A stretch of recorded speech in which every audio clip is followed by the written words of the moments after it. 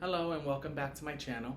My name is Cairo, like Egypt, and this is the second episode of my video podcast on knitting and crochet fiber arts by Cairo Designs. So I can't believe that it's already been about a month already since I last recorded. I started this podcast on my birthday, June 12th, and it's already July 13th. So it's been a month already, and with all of this craziness with pandemics in the world and whatnot, seems like the months are just flying by, like can't even pay attention. So everything's been pretty normal for me, just pretty much working and doing some design stuff as well. But I have my regular 9 to 5 job, and then I come home to knit other projects as well. But I also have like my project for work or my project for my commute on the train. So I just wanted to make this video to kind of update what I'm doing now and what things you can look forward to from me in the upcoming months, I guess you'd say. So yeah, let's just jump into it, I guess. So something that's super exciting and for me I feel really important is I've been given the opportunity to be approached by Vogue Knitting Live, and they're actually going to start having some classes available in Spanish starting as of their next cycle of virtual classes, which is next week. So that's super exciting. This is the first time that a big company like Vogue Knitting Live has done something like this for the United States at least. So I'm really proud to be a part of basically history in the fiber community. So I think that's super cool. My background on Spanish speaking is that I actually am half Brazilian myself. My dad is from Brazil, and I grew up with Portuguese and Spanish around me, but I didn't end up being fluent in either one until I basically started studying them myself. I learned Spanish in school probably as of like 10th grade. I started my studies with that. But I'd already had like a little basis and basics. But my Portuguese I learned when I was about 21 years old. I taught myself. I got back in contact with my father's side of the family and himself as well. And that really just kind of exploded into me using my Portuguese based off of the Spanish that I already knew. I learned grammar, conjugations, everything was really similar. So it was really easy to pick up. So now, actually, my husband is from Colombia. My sisters are half Puerto Rican, so I've had a Spanish-speaking background around me basically my whole life. And now I'm at the level where I'm definitely fluent in Spanish. I mean, of course, everyone goes through having some kind of moments where, they don't know certain words, or you don't know every single word, but that happens to native English speakers as well. Like, you still need to look some words up in a dictionary basically, right? So it's really exciting. So the class I'm going to be teaching for Vogue Knitting Live is called it's crochet color work techniques, tapestry crochet versus intarsia. So I thought that would be a really interesting topic because people ask me all the time, how come, I do so much color work and stuff like that. And I think I mentioned this last time, was I just love being able to customize my stuff. It just feels like a one-of-a-kind piece when you could put your own stuff into it, whether it be someone's name or initials or an actual graphic design or picture. I really think that's super cool. So I'm really excited. For me personally, I guess something I was focusing on for the class was that, in my opinion at least, I think tapestry crochet is really good for when you're doing pieces in the round. It's more seamless and continuous, But for intarsia work per se, I think that it's kind of more suited for flat pieces. And that's not like a definite by any means, but it takes a little more work and pieces to put together some intarsia. So that's pretty cool. I hope that whoever might be watching this and speaks Spanish is interested in a class like this, I think it's going to be really fun. I'm really excited and hyped up about it. So that's that news, and I will move on because I could probably talk about that the whole video, but why? I mean, I'm totally excited. I hope that some of you guys who are watching this might be interested in signing up. The class is in Spanish again. I just feel like I'm repeating the same thing, so I'll move on. So finally, I got something in the mail that I have been waiting for since about February, if not March, and I wanted to share that with you guys.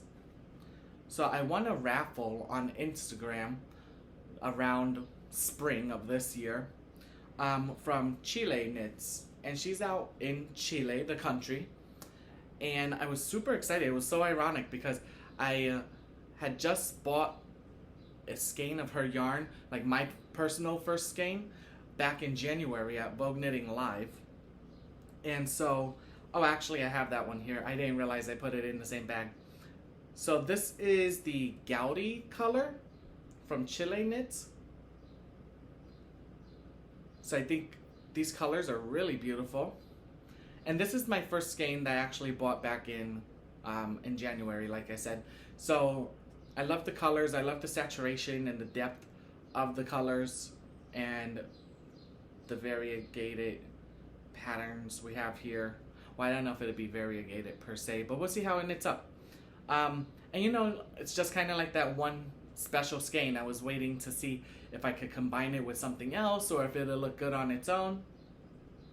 But now let me go and show you what came in my raffle. So, okay, I will start with this one, which is called Gold Digger. So I got this here. I really like this. It's kind of like, I guess, almost like a marigold. I don't know, it does say Gold Digger, but I see it as a little green as well. But that could just be me. I really don't know. I see it kind of greenish, kind of yellowish. So, there's that.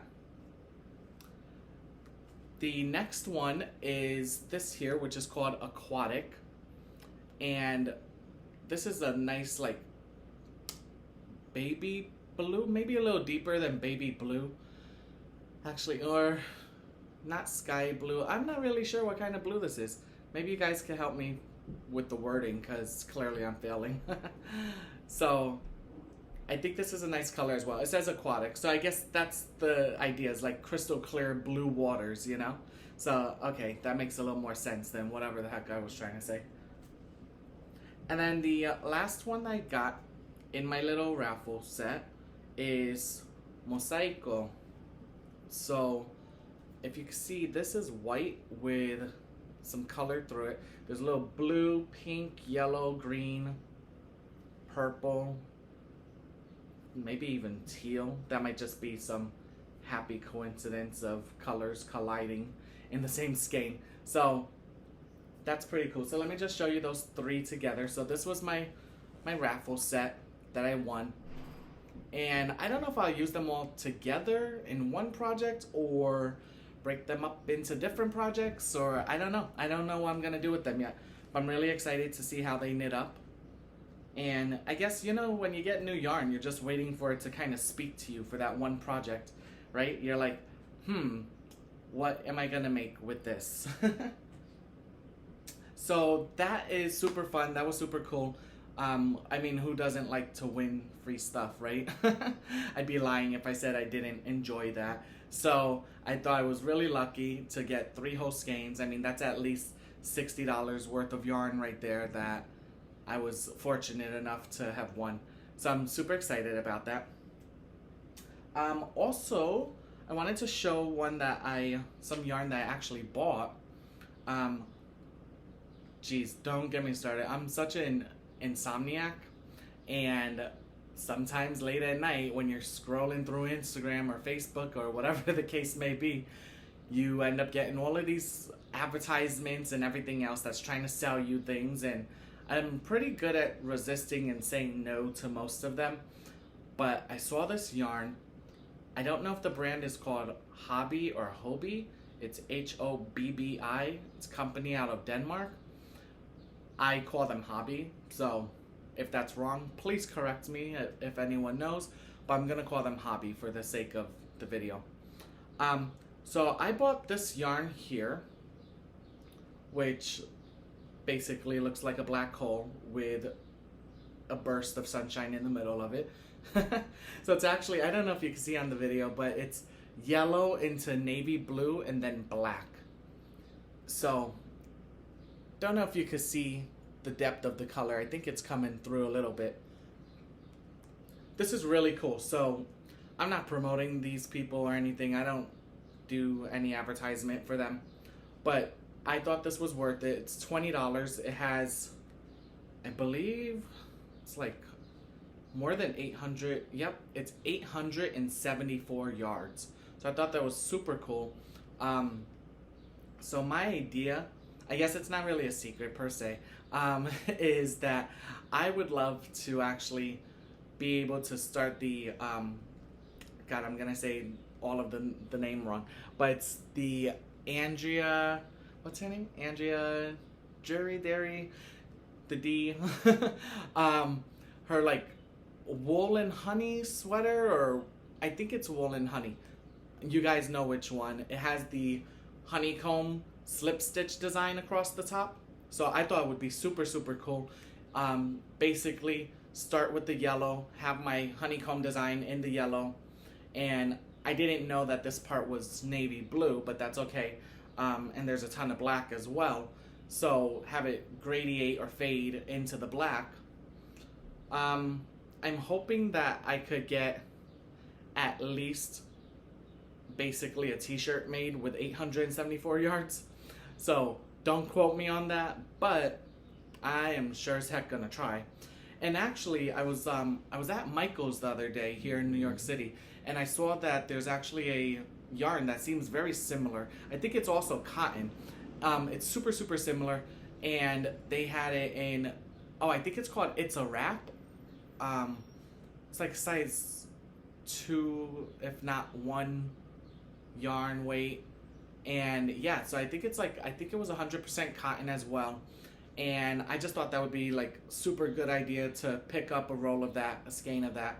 No, it's definitely a roll just like this, not a skein. So I thought it would be cool if I run out of this, I could look for that and pick up a skein. Look, there I go again. Pick up a roll of that to finish off the sleeves. And that's basically like if I decide that I don't like it as a short sleeve piece, or I might just need that yarn to finish off the sleeves as short sleeves if I do that. I don't think I've seen that sweater as a short sleeve sweater, but I was actually just looking at it online last night, the sweater pattern. I own the pattern already, but I was looking on Ravelry to see how other people have reiterated their versions of, or reinvented it, I guess, I don't know. See like what colors people do, and I noticed that people do a lot of really, really solid colors. There were maybe like 4 or 5 people, I think there was like 47 pages of patterns that I wasn't trying to look through. I could be exaggerating, but it was a lot. And I noticed most people do it in like one solid color. There were a couple people that switched it up, did variegated yarns or kind of like a faded pattern. So that was pretty cool to see as well. So this is my idea, and I have so many things going on that I'm already knitting on right now that I don't know when I'll exactly be able to cast this on. But, you know, the thought counts, right? So I guess that'd be that. Yeah, I really want to like super, super, super badly want to cast that on so badly. Just because I love the design. Like as soon as I saw it, I fell in love with it. I love that sweater with its honeycomb slip stitch design. Slip stitches like really call my attention because they're so like simple and easy but give such a good effect.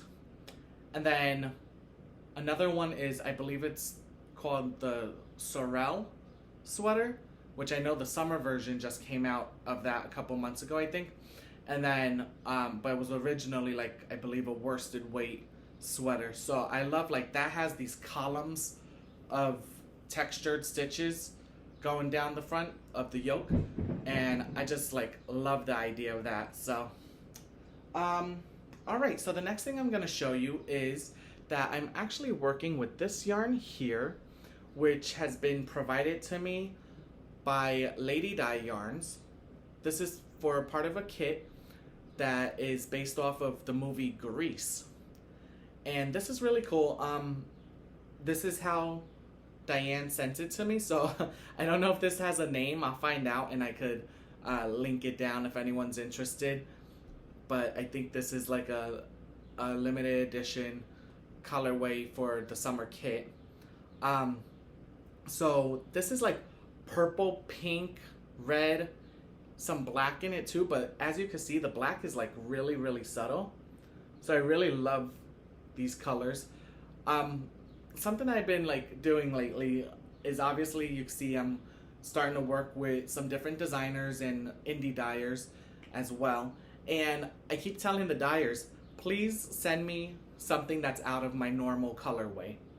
So me personally, my normal go-to colors are like teal, crimson red, crimson or like garnet red, better said. Honey mustard yellow, burnt orange. What else? Dark purple, kind of like a mauve, or So I feel kind of bad because I have a project that I'm gonna show from last time as well that is definitely on the darker side.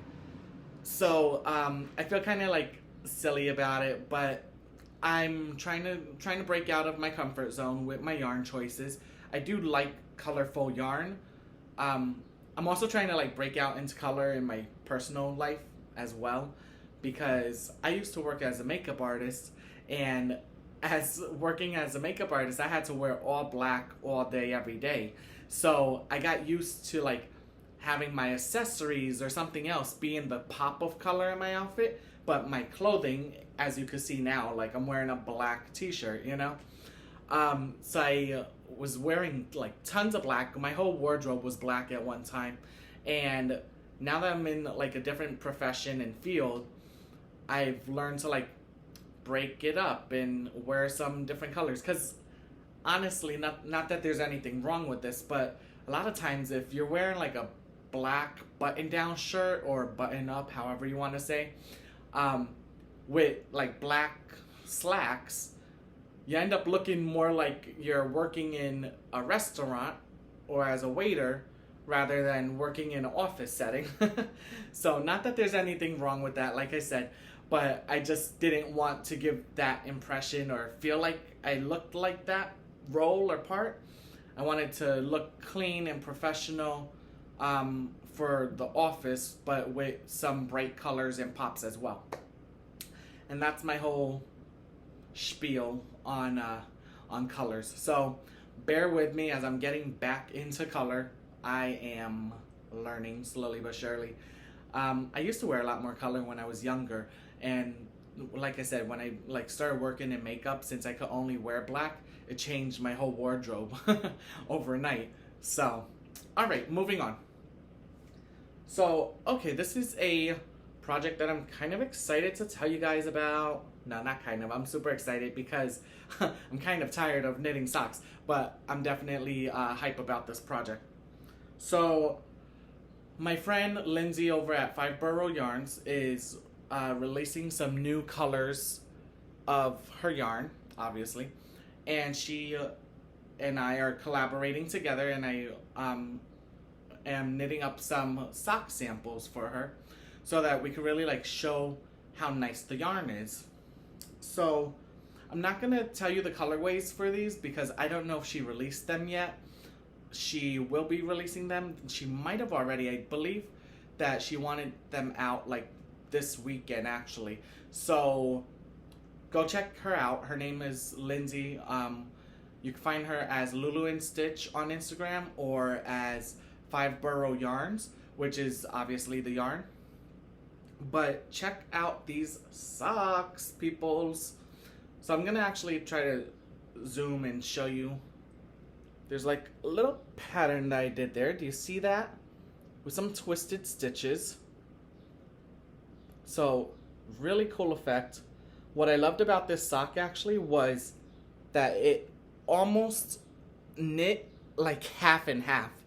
The way the yarn pulled, look, do you see like this side is one color and this side is stripy, which is not planned at all. And then the back is just stockinette, or this is actually the sole of the shoe, sole of the sock. And I love the way that turned out. This little friend here is the afterthought heel that I incorporated into this. So these are like shorter socks, kind of like ankle length. I love this. So hopefully what I'm going to do is I'm actually writing up the pattern for this.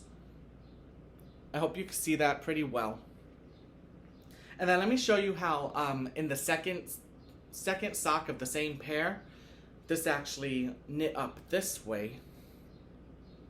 Almost more in a stripy pulling kind of way. So again, afterthought heel. But look how cool. So I did like this zigzag design. So I'm hoping that my knitters will find these interesting. And I told Lindsay, I said, these socks are definitely cousins, not sisters. It's obvious it's from the same skein of yarn, but look how differently they worked up. Like, they still look great together, but I just love this. I just think it looks so fun. So, you know, when I make socks that are a little longer, like, I guess, quote unquote, normal length, and not just like ankle length, what I love is how the afterthought heel, which is my favorite one, it always ends up like folding the sock in half. I don't know, just looks like neat and professional, and I call them like transformers.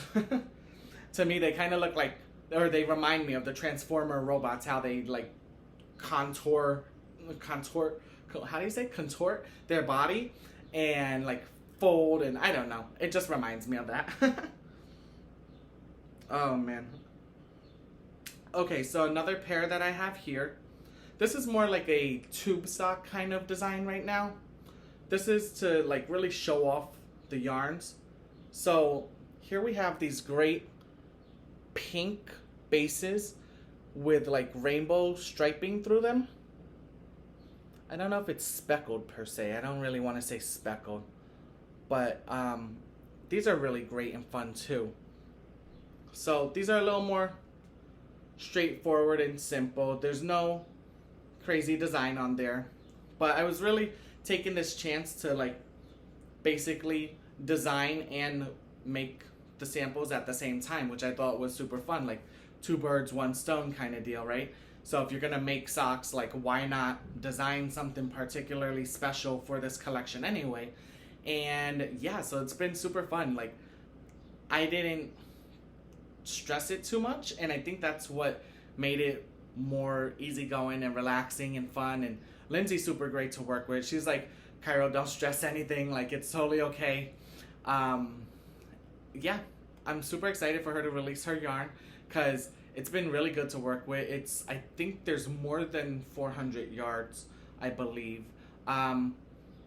And it's super soft, like something I've been dying over lately, which I'm not special in this occasion or nothing, but I've been noticing like the squish factor of my yarn lately, and I'm just like, oh my god, it's so like fluffy.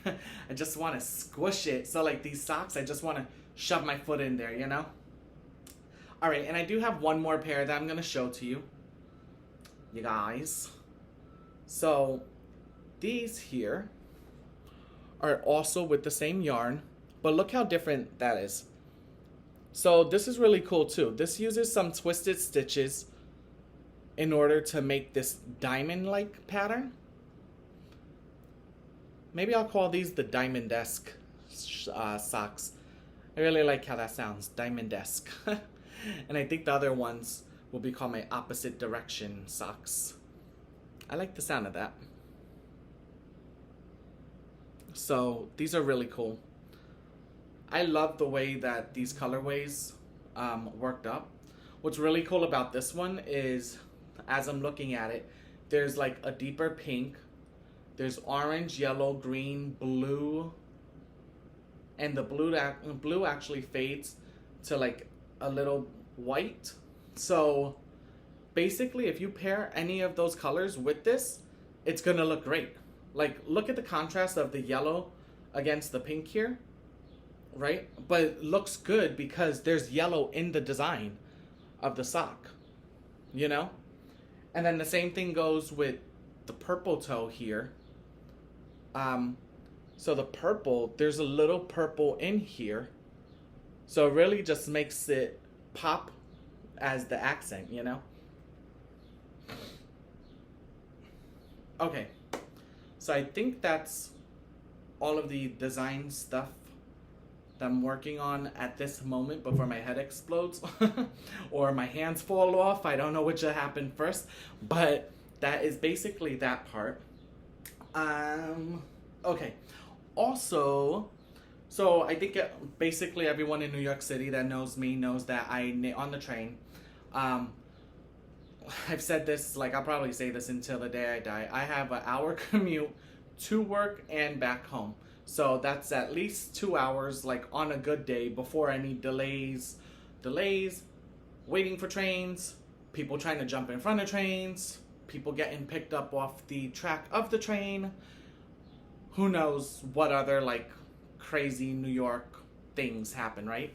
So what I've been doing is reading this book here. So this is by Quanah Jones, and this book is called Real Men Knit. Oh, I'm so sorry, not Quanah Jones, Quanah Jackson. Oh my god, I knew it was a J, and my mouth like slipped before my brain could register. So this is by Quanah Jackson. This is called Real Men Knit. Look at this cover, like, really and honestly, I know you're not supposed to judge a book by its cover, but I bought this because the cover caught my attention. And this is a book about, it's like a romance story, takes place here in New York City in Harlem. And what I really liked that Quanah did was she speaks, like, you could tell that she's a New Yorker from, and if she's not, then she's fooling me.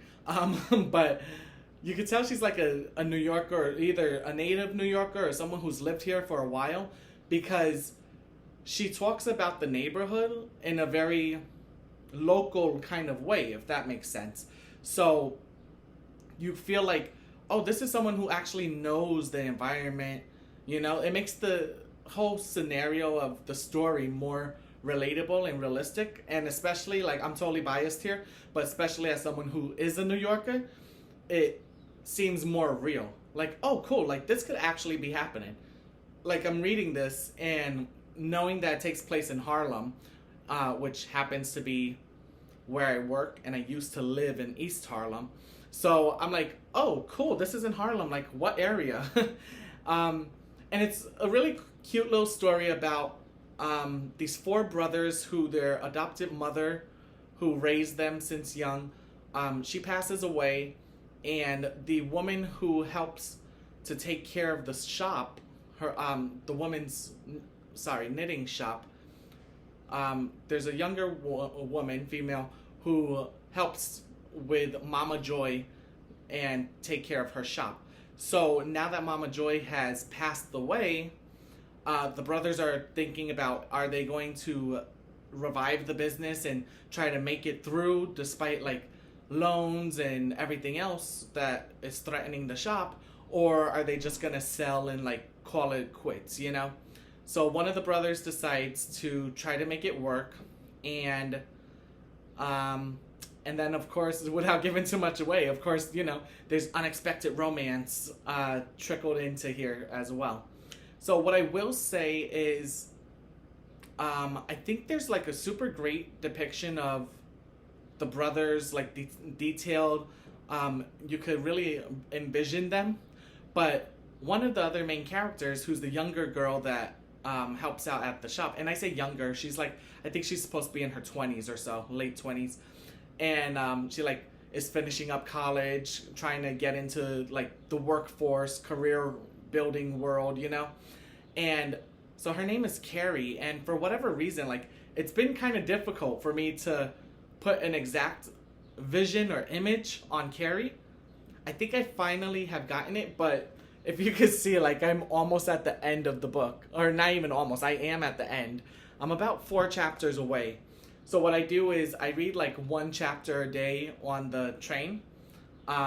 Sometimes two chapters, because a couple of the chapters, Kwana, if you're watching, feel free to tell me if I'm wrong, but it seems like most of the book kind of goes with like a long chapter followed by a short chapter kind of pattern, which I actually really like, because sometimes when you're making the goal, like myself, like, oh, I'm gonna read this 1 chapter at a time, 1 chapter a day, to really enjoy and absorb what's going on. So sometimes you need those shorter chapters to like get you through, you know. It's kind of like quick satisfaction of reading a few pages, but okay, I know that I advanced further into the book, but at the same time, I don't really have time to read the whole chapter, right? So, yeah. So, like I said, quick satisfaction. I think it's really cool. And yeah, again, like I said, I love this cover art and work. Like, I just think this is super, super, like, vibrant and caught my attention right away. I mean, basically, as a male knitter, I'm always interested in things that are more or less, how do you say, attached to us, or promoted and geared more towards like men who knit. I think that's cool. Like, I don't see it enough, even though I know that there's a huge community of fellow guy knitters, but I know that we don't see it represented still enough in the knitting world. So I think this was like super exciting, and you don't have to be a knitter to read this book at all. Like, really, at the end of the day, honestly, this book has little to do with knitting and has such a good backstory that knitting is just a complement of what they happen to be doing, and about these people living their lives, you know, rather than the whole focus of the story. So I think that's great. Again, Real Men Knit by Kwana Jackson. Totally recommend the book. Can't wait until I'm finished with it. I'm only like 4 chapters away, so it's like that satisfying feeling, like, yes, finally. Like, not that I was in a rush to read it or anything, but it just feels good because I've been diligently reading it for probably about a month now. I think there's like 31 or 2 chapters or something like that. I'm on like chapter 27, and I'm only a couple chapters from the end. So I think that's super cool. And I actually found out that, I found out that a student of mine that I had taught in the past, taught knitting to, her name is Kayla, and I found out that Kwana Jackson is actually her mom. And Kayla wrote me on Instagram and was like, oh, hey, Cairo, how's it going? Like, long time no see, coronavirus crazy, you know? But I just saw, like, your post on Instagram that you got your book. I think this was, like, back in May, I think. And she's like, oh, so I told my mom, and, like, it's super exciting. Like, we're freaking out because I can't believe that someone, like, I knew locally and in the community, like, bought the book, you know? So, I thought, you know, it's super important to support local, and I try to when I can. Like, don't quote me, like, I'm not a saint, right? But I'm also not a devil. I mean, if I have a couple of extra dollars, I'll try to put it, you know, how do you say, put your money where your mouth is, and, like, be about it, you know? You can't just talk about wanting to do something but not actually do it. So I try to keep that in mind. I think it's important that, like, local businesses can strive and succeed as well. Okay, so let me just see here. All right, I guess basically what I have left to show you is what I'm still working on. I was gonna say I don't have any finished products or objects, but those 3 pairs of socks definitely count. I basically found out that, like, it takes me at least a day to knit a sock. Like, 1 sock. If I'm, like, rushing through it. Not rushing, but trying to get it done consciously on time. and meet deadlines and stuff. Like, so it takes me at least a day to knit a sock. And I played around with a couple different sizes. Like, one pair of those is on a size 1 US needles, and then another pair is on, the other pair is like a 4 or a 5. And lo and behold, I'm like, oh shoot, basically took the same amount of time either way. So I guess it's just a matter of preference. And also, like I said, I made 2 pairs of tube socks, so those don't have a heel in it, and I haven't decided if I'll put a heel in those. I like the option that like anyone could slip it on and, you know, have a sock. Because with heels and heel placement, you have to know like the person's foot measurement, put the heel where it should be. So for me, that's typically like if the heel or if the foot measurement is like 11 inches, I'll put the heel at about either 2 inches less than that. So if it's 11, like put it at 9, or 9.5. So 2 to 1.5 inches less than the measurement. And for me, at least, I don't know if that's for everyone, but for me personally, that has worked. And I have, my foot is like a 9.5 men's, and it's just a fat foot. Like, I just have a fat hobbit foot. So, so nothing against hobbits. Maybe that's your thing.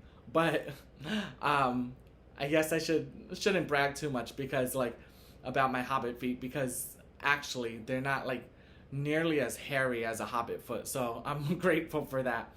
But anyway, so I have like this wide foot, and so it's really important to me that like my socks can fit, because you don't want to like do all this knitting and then not be able to wear the sock. Even though really and truly I end up not wearing my knit socks, I end up giving them to my husband because he loves to walk around the house in socks and sleep with socks on, which I could never do. Like, I'm one of those people that my feet need to be poking out from the covers, or I will feel like I am burning up. And then honestly, like, I'm like, oh, my socks are too pretty to sleep in them. Like, I can't do that. So that's my story. I'm sticking to it. And okay, so I'm gonna finish this video up with showing some progress, okay? Progress of my project. Let's see if you could see this correctly. So I think I might have shown this last time, I believe so, in my first video.